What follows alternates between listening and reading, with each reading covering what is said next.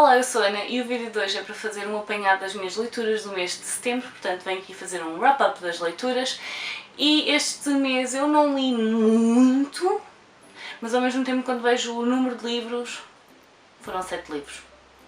O que me leva a crer que sim, foi muito. Portanto eu vou mostrar-vos os livros que li durante o mês de setembro e vou começar aqui já pelo Dois Reinos Negros, da Kendare Black.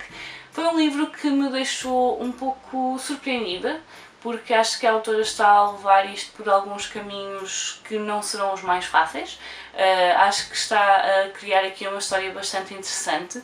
No entanto, há alturas em que eu sinto que ela está a escrever esta história para uma criança de 5 anos e está a explicar coisas que não era necessário explicar, que ela podia simplesmente deixar a história explicar isto ao leitor. Ou então às vezes repete algumas coisas desnecessariamente e isso aborrece-me e portanto eu não consegui dar mais do que 4 estrelas a este livro, porque às vezes senti que ela tem a necessidade de explicar demasiadas coisas aos leitores e isto é uma coisa que eu já ando a sentir desde o primeiro livro. Eu tenho quase certeza que é porque isto é o tipo de fantasia que se escreve neste momento. Eu gosto mais de fantasia em que nós vamos descobrindo o mundo à medida que vamos avançando. Eu sei que nem toda a gente gosta desse tipo de fantasia, no entanto, às vezes fico mesmo com a sensação de eu não precisava que me tivesses dito isso, podias explicar isso de outra forma. Mas pronto, é uma história que eu estou a gostar muito de ler. Espero que o quarto livro esteja aí em breve, porque eu quero muito fechar esta história, quero saber como é que ela vai finalizar aqui isto. Porque nós começámos com 3 rainhas que tinham de se matar umas às outras, só podia ficar uma viva, e entretanto nada disso está a acontecer e portanto temos aqui então ainda um trono e esse trono tem de ser ocupado por alguém. E está a ser ocupado por alguém e, no entanto, nós não temos certeza se a pessoa que está lá se merece efetivamente lá estar. Da perspectiva da ilha, não. Mas e da nossa? Eu continuo sem saber muito bem quem é que quer naquele trono. Portanto, está a ser interessante. Depois tenho aqui um livro que eu adorei ler e vocês sabem porque eu já tenho aqui uma sessão de leitura para ele, As 7 Mortes de Evelyn Hardcastle, de Stuart Turton, que eu adorei, adorei, adorei. Este livro para mim é aquele recreio cheio de... eu nem sei como é que é dizer isto. Isto para mim foi chocolate para o meu cérebro, eu não me vou cansar de dizer isto. Assim, tipo aqueles parques infantis onde os miúdos têm todos os brinquedos e mais alguns, e escorregas e balões e coisas para trepar e coisas para deslizar e coisas... Isto para mim foi um desses parques infantis, a minha mente adorou este livro. Não é um livro para toda a gente. Eu na sugestão de leitura falo em algumas palavras-chave, portanto se quiserem saber se é um livro para vocês ou não, vejam essas palavras-chave, vejam o que eu disse no vídeo porque não é nada que vos vá dar spoilers da história, mas pode ser uma boa maneira de vocês despistarem se é um livro que vocês queiram ler ou não, porque tem aqui algumas coisas, algumas características muito específicas que não vão agradar a toda a gente e este é um livro que ou vocês adoram ou vocês não gostam nada e depois algumas para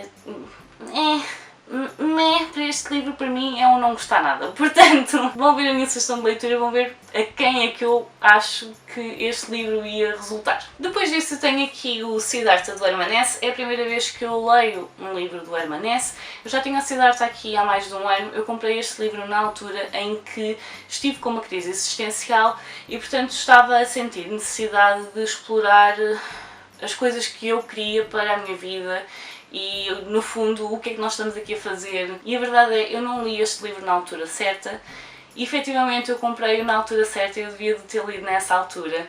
No entanto, eu agora consigo reconhecer que efetivamente este livro tinha sido perfeito.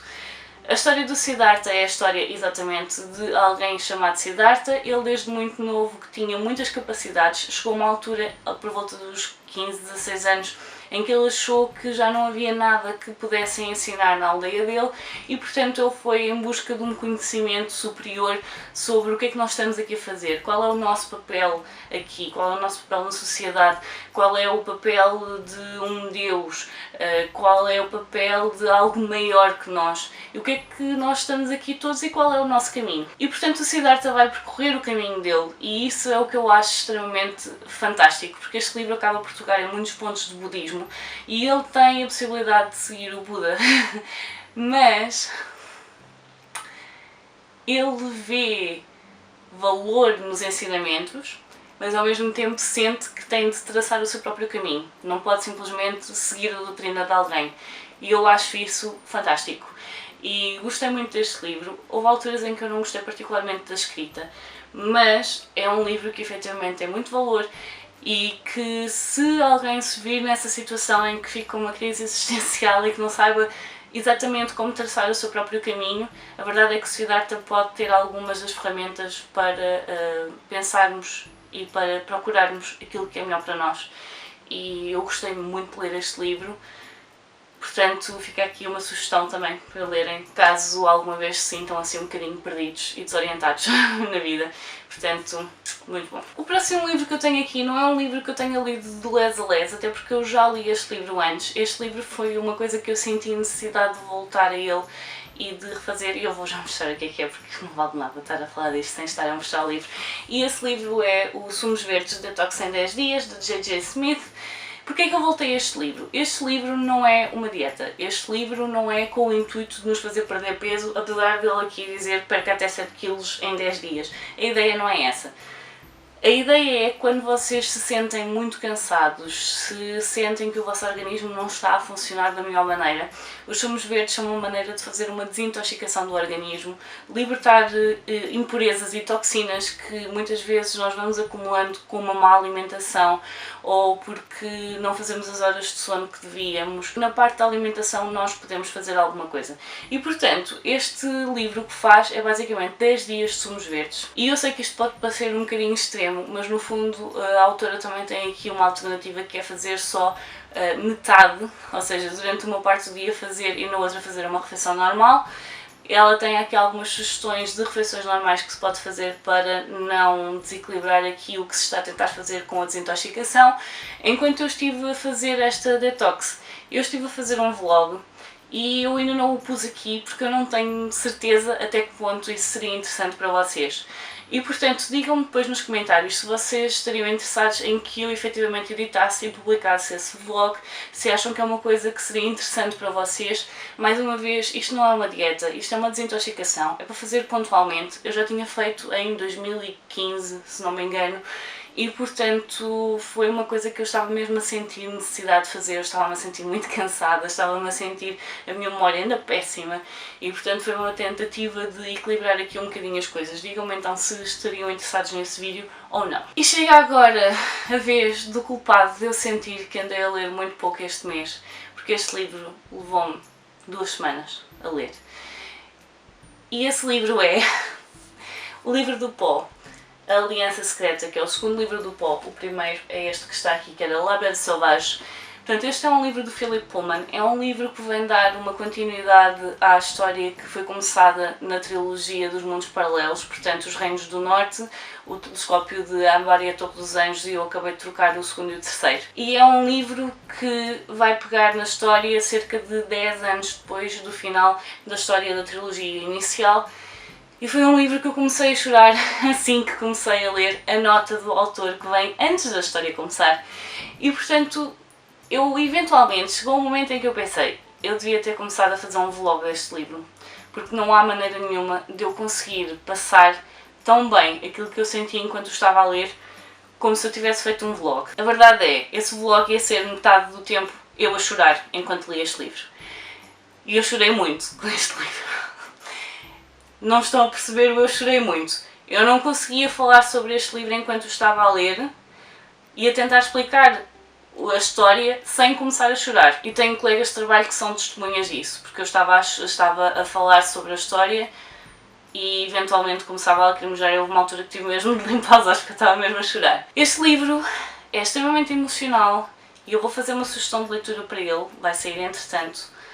E este livro destruiu-me por dentro e voltou a colar as peças e ao mesmo tempo tem aqui temáticas que são extremamente pertinentes no nosso mundo, apesar deste ser um mundo paralelo, e portanto eu depois vou falar sobre ele um bocadinho mais, dar o mínimo de spoilers possível, até porque este livro é para pessoas que já tenham lido a trilogia inicial, principalmente pessoas que lendo a trilogia inicial gostaram dela e que tiveram também uma ligação emocional com os personagens. Foi isso que fez com que eu chorasse imenso, a ligação emocional que eu tinha com os personagens. Tem aqui coisas muito, muito pertinentes da forma como nós crescemos, no facto de muitas vezes nós não nos conseguirmos rever na pessoa que éramos quando éramos crianças, e que isso muitas vezes cria problemas dentro de nós próprios e que pode levar muitas vezes a depressões. Estes livros são feitos de metáforas, a questão dos demons são quase como uma projeção exterior da nossa alma, e as coisas que acontecem neste livro são extremamente tristes e dolorosas. E é complicado falar sobre ele. Portanto, estejam atentos, eventualmente vai sair uma sugestão de leitura para ele. E depois de um livro que me revirou as entranhas, que me virou do avesso e voltou-me a pôr do lado certo, um livro que me destruiu e me voltou a colar, eu acabei por ler Um Pequeno Favor, da Darcy Bell, que é um thriller, eu diria até um thriller doméstico. E este livro foi lido para o September Thrills, da mesma forma que eu acabei por ler As Sete Mortes de Evelyn Hardcastle, que também dá para inserir no September Thrills, porque apesar de não ser assim uma coisa assim muito thriller, tem mistério e portanto conta. Este livro, eu não gostei particularmente deste livro, nem particularmente, nem pouco mais ou menos. As personagens não são personagens propriamente que dê para nos ligarmos a elas. Eu tive aqui um problema no início do livro, porque este livro está dividido nas 3 partes nesta história. E na primeira parte, aqui esta personagem desapareceu, esta era uma melhor amiga, era a melhor amiga dela, mas também não se conheciam assim há tanto tempo. E basicamente o que acontece é que a Emily pede à Stephanie que fique com o filho dela nesse dia, que vá buscar à escola quando for buscar a dela para trazerem os dois. Mas a Emily não volta a ir à casa dela para ir buscar o filho e a Stephanie fica muito preocupada e ela tem um blog onde vai escrevendo tudo o que acontece durante o dia e depois ela começa a dizer que a melhor amiga desapareceu e que não é normal e que deixou o filho e que não é muito habitual porque ela telefona sempre para saber como é que ele está e o que é que se passa e não sei o quê, e depois o marido dela está em Londres e também não vê muita preocupação da parte dele em relação ao facto dela ter desaparecido. Eventualmente chegamos à conclusão que a Emily morreu, mas isto a Stephanie irrita-me que dói.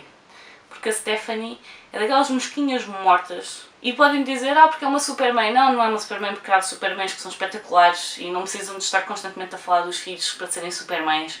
Não, não. E se disserem supermãe com um sentido pejorativo, isso também me vai irritar. Mas a Stephanie é daquelas personagens que eu passei o tempo todo a dizer: és parvinha ou tanas, não é? Tu vais chegar ao fim e vamos chegar à conclusão que tu tiveste dedo nisto tudo. Não, mesmo só parvinha.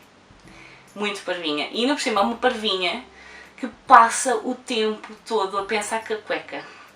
E isso irritou-me muito, mas muito. Vocês nem sequer têm noção de quanto isso me irritou.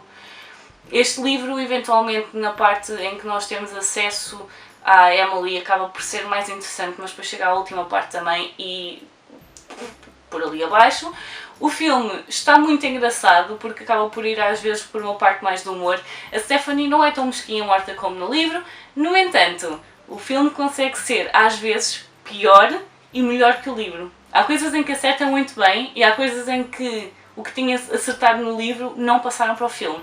Portanto, eu tinha comprado o livro porque tinha visto o trailer e tinha-me parecido interessante e descobri que era de uma adaptação de um livro e então comprei o livro porque queria ler antes de ver o filme e depois é tipo, ok. E para não terminar com aquele sabor amargo na boca que o livro me deixou, acabei por pôr aqui The Promised Neverland, volume 16, que efetivamente me veio limpar o palato e que me deixou muito feliz, e ainda bem que eu enfiei este livro nas últimas horas deste mês, porque eu precisava mesmo de fazer aqui uma limpeza do palato, porque Um Pequeno Favor irritou-me profundamente. Volume 16 é um volume que está aqui a misturar várias coisas, incluindo física quântica. É lindo. Este volume para mim funcionou tão bem. Estamos quase no fim, só faltam 4 volumes para terminar esta história e eu estou ansiosa para saber o que vai acontecer daqui para a frente, porque estamos aqui a chegar a um ponto em que a história vai dar uma viragem e vai ser muito interessante ver o que acontece aqui para a frente. E eu estou super ansiosa para ver como é que eles fazem isto com esta história e só faltam 4 volumes, portanto, Promised Neverland. Portanto, estes são os livros que eu li durante o mês de setembro. Foram livros que eu gostei muito, à exceção aqui desta coisa. Que realmente não resultou para mim. Mas foram livros que efetivamente eu gostei muito de ler e chorar. E eu levei tanto tempo a ler este livro porque eu andei a fazer um fogador. Se vocês tiveram psicologia na escola, vocês sabem que fogador é quando nós evitamos qualquer coisa porque sabemos que aquilo nos vai fazer sofrer. E era um sofrimento que ao mesmo tempo era bom, mas como eu sabia que ia chorar, eu passei muitos dias sem ler. Ou eu ia ler só 10 páginas. E portanto ele levou muito tempo a ler. No entanto, estes são os livros que eu li durante o mês de setembro. Digam-me nos comentários se já leram algum destes livros, se há algum que vos chamou a atenção, que vos deixou curiosos. Digam-me se já viram, por exemplo, a sugestão de leitura aqui do 7 Mortes de Evelyn Hardcastle. Digam-me nos comentários se já leram algo e não gostaram. Digam-me isso tudo nos comentários. A caixa está aberta, portanto podem deixar lá tudo o que vocês quiserem. Por hoje eu vou ficar por aqui. Adeus e até à próxima. Tchau!